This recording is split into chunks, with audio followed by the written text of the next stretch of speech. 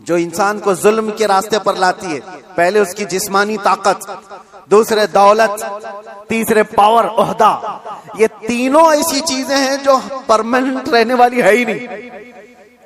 Permanent रहने वाली तीनों में से कोई चीज नहीं है। अल्लाह ताला ने अगर ताकत दिया है, नौजवानों से मैं कहता हूं गलत इस्तेमाल नहीं करना, इसका गलत इस्तेमाल कभी ना हो। औरतों को मारने की बात आई, कितने तो घर ऐसे बने हुए हैं, कमजोर है वो, तुमसे कमजोर मखलूक है, लोगों ने उसको बराबर का बनाने की कोशिश की है, लेकिन औरत तुमसे कमजोर बनाई गई है।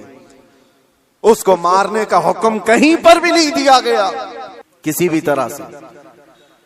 लोग आज अपनी ताकत का भरपूर इस्तेमाल इनके साथ करते हैं, औरतों के साथ। बहुत सख्त जवाब देना होगा मेरे अजीज।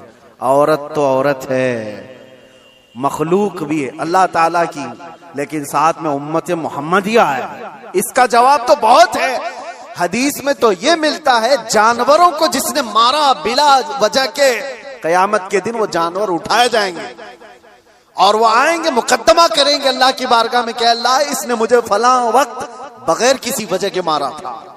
रब ताला उस जानवर को सींग अता करेगा और कहेगा कि तू इतना मार ले इसको यहाँ, और वहां सख्ती के साथ वो जानवर इस जालिम को मार रहे होंगे। अहले महशर उसको देख रहे हैं। जानवरों के साथ जुल्म को इस्लाम ने जायज नहीं किया। घरों में अपने औरतों के साथ कौन जुल्म की इजाजत देगा? ये हुई डोमेस्टिक वायलेंस जिसको कहा गया है। मैंने अंदर कैद में देखा कितने ऐसे कैदी औरतों को जला करके अंदर आए हुए हैं। औरतों को जला दिया, मार दिया, खत्म कर दिया, ऐसे कितने वाक़यात। इंसान को जब ताकत ज्यादा आ जाए तो वो जुल्म के रास्ते पर आ जाता है। यहां अपने आप को कंट्रोल करना मेरे अजीजों, ये वक्त का बहुत बड़ा चैलेंज है तुम्हारे साथ। ये हुई जिस्मानी ताकत, और जब माल आ जाए, अल्लाह अकबर, ये बड़ी आजमाइश है, ये बड़ी आजमाइश है। चर्बी ज्यादा उस वक्त आती है जब माल ज्यादा आता है। जिस्मानी ताकत तो चले, आदमी अपने आप को कंट्रोल कर लेगा, रोक लेगा, लेकिन माल की चर्बी ये बड़ी खतरनाक है। ये तो गरीबों का मजाक उड़ाती है सबसे पहले, दीन को हल्का समझती है सबसे पहले। ये मौलाना लोग, ये हमारी कैटेगरी के नहीं है। या उलमा, ये तो कमतर लोग हैं, यतीम लोग हैं, लावारिस लोग हैं।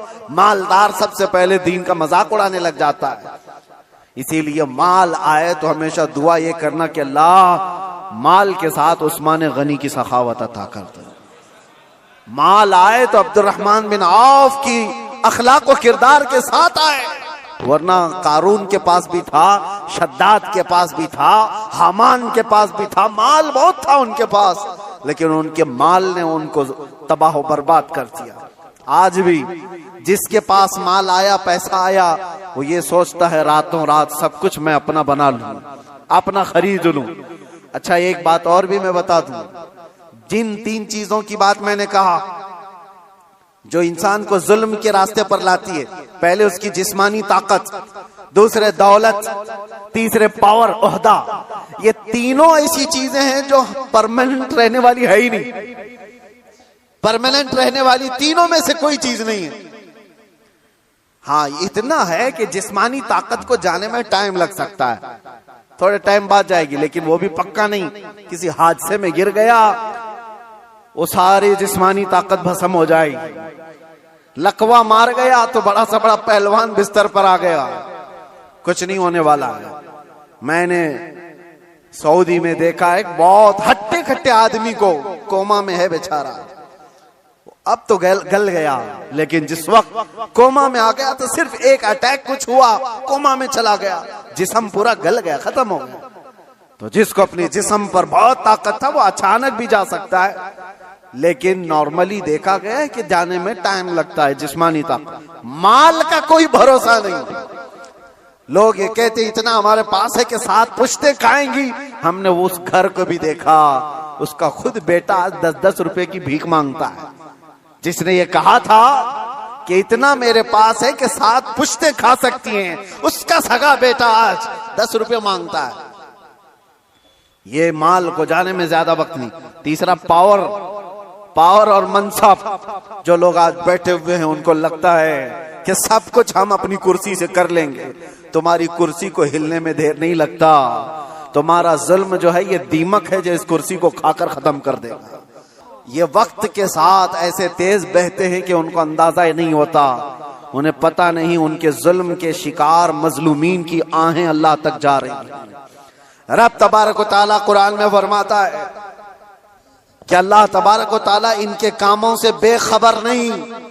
जो लोग पीड़ित हैं, जुल्म से निशाना बने हुए हैं, तो क्या इनको इंसाफ नहीं मिलेगा? दुनिया की अदालत इंसाफ ना दे, अल्लाह की अदालत तो है जो इंसाफ अता करे।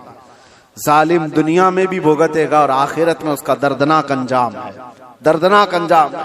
फिरौन के साथ क्या हुआ, नमरूद के साथ क्या हुआ? अरे एक मच्छर से हिलाक हो गए। फिरौन पानी में गर्क कर तबाह हो गया, गर्क होकर तबाह हो गया। अबू जहल को 2 छोटे बच्चों ने मार के गिरा दिया। जो ताकत और माल का नशा था जिसको, आज हालात ऐसे मेरे अजीजों, ये 2 तरह का जुल्म बहुत बढ़ गया है, माल का और पावर का। आज जो पूरी इंटरनेशनल न्यूज घूम रही है अमेरिका की दादागिरी, कोई बोलने वाला है इस पर? वो किसी भी मुल्क के राष्ट्रपति को उठा करके ले जाए, किसी को कुछ नहीं। हालांकि ये नई बात नहीं है, पावर है ना, ताकत है, नशा है, वो कुछ भी कर सकता है। ये पहली बार नहीं, ऐसे कई मुल्कों के साथ हुआ है। दुनिया यही चीज देखती है आज, जिसकी लाठी उसकी भैंस कहा जाता है। ये मुहावरा यही है, ताकत का ऐसा इस्तेमाल। और ये लोग दुनिया को इंसानियत का दर्ज दे रहे हैं, ह्यूमन राइट्स बनाए हुए बैठे हैं। इंसानों के अकदार ये सिखाएंगे हमें जो दुनिया को जुल्म से हाँकते हैं। मेरे अजीजों, एक बात याद रखो, अल्लाह के नबी सल्लल्लाहु तआला अलैहि वसल्लम ने अगर फरमाया कि जुल्म को अल्लाह पसंद नहीं करता, तो रसूलुल्लाह ने अपनी जिंदगी से करके दिखाया है। यह नहीं है कि तकरीरों में कहा है या कोई स्टेटमेंट है। यह दुनिया के यूएनए का एक स्टेटमेंट होगा, अमेरिका का, यूरोप का स्टेटमेंट होगा कि ह्यूमन राइट्स के खिलाफ कोई भी कुछ करेगा तो हम उसको पकड़ेंगे, मारेंगे। जुल्म के खिलाफ हम बोलेंगे, हम पीस चाहते हैं। ये सब ढकोसले हैं, जुमलेबाजियां हैं, लेकिन सब उनके खुद के अमल की बात आए तो कोई इसमें खरा नहीं है, कोई पक्का नहीं है। लेकिन आओ, बारगाह रिसालत मुआब सल्लल्लाहु अलैहि वसल्लम, अल्लाह के नबी सल्लल्लाहु तआला अलैहि वसल्लम जब फरमाते हैं कि जुल्म जायज नहीं, तो मस्जिद नबवी का वो माहौल है, सहाबा बैठे, हुजूर ने फरमाया ये मेरे आखिरी वक्त होंगे, मैं दुनिया से जा रहा हूं, मफहूम मैं बता रहा हूं, इसके बाद हो सकता है तुमसे मुलाकात ना हो, लेकिन तुम में से किसी पर भी कोई हक मेरा बाकी रहे या मुझ पर किसी का हक बाकी है तो खड़ा हो और मुझसे सवाल करे। हुजूर ने फरमाया, और एक साहबी खड़े हो गए, कहा या रसूलुल्लाह आप पर मेरा एक हक है। कहा क्या है? फला जंग में जब जा रहे थे, आप सफे सीधी कर रहे थे, मैं थोड़ा बाहर आ गया था, आपने छड़ी से मुझे मार दिया था, मैं बदला लेना चाहता हूं, आप पर मेरा हक है। तो रसूल करीम सल्लल्लाहु तआला अलैहि वसल्लम ये नहीं फरमाया इस्लाम का बादशाह जो इस्लामी सल्तनत को एस्टेब्लिश कर रहा हो, कि तुम बादशाह जो पूरे कायनात में फैलने वाला दीन है उसके मुक्तदा और उसके आका से बदला लेने की बात कर रहे हो। नहीं फरमाया, हुजूर ने फरमाया उठो आओ। हजरत उमर तलवार निकाल लिए थे, कहा कौन है जो रसूलुल्लाह से बदला लेगा? हुजूर ने फरमाया उमर तलवार नीची करो, या अदालत की महफिल है, यह इस्लाम है, या अल्लाह तबारक व तआला की मंशा के मुताबिक चलेगा, ना कि पावर के मुताबिक। पावर तुम्हारे पास है, इख्तियार तुम्हारे पास है। हुजूर ने फरमाया आ जाओ। वो सहाबी आए, लेकिन उन्होंने ये भी तकाजा किया कि या रसूल अल्लाह, जिस वक्त आपने मारा था मेरे जिस्म पर जुब्बा नहीं था, मैं नंगी पीठ था, आपने मार दिया था, मैं चाहता हूं आप भी अपना जुब्बा उतार दीजिए। हुजूर पाक सल्लल्लाहु अलैहि वसल्लम ने उस वक्त अपना जुब्बा उतार दिया बगैर कुछ कहे। उस सहाबी ने बढ़कर मेरे आका की मोहरे नबूवत का बोसा ले लिया। दोनों कंधों के बीच हुजूर के एक ऐसी मोहरे नबूवत थी जो सूरत से ज्यादा चमकती थी। ये निशानी थी मेरे आका के खातमुन नबीन की, खत्म नबूवत की मोहर। उस सहाबी ने बोसा ले लिया और कहा बदला हो गया मेरा। ये लेकिन अल्लाह के नबी सल्लल्लाहु अलैहि वसल्लम ने अपने आप को पेश तो किया। अल्लाह तबारक व तआला सबको हिदायत अता फरमाए। रब तबारक व तआला जुल्म की हर शाख से हमारी हिफाजत फरमाए। व आखिर दावाना अनिल हम्दुलिल्लाहि रब्बिल आलमीन। अस्सलामु अलैकुम।